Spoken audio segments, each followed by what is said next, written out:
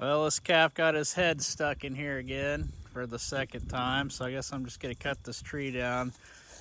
He's probably getting ready to think he just met the Texas Chainsaw Massacre on Halloween night.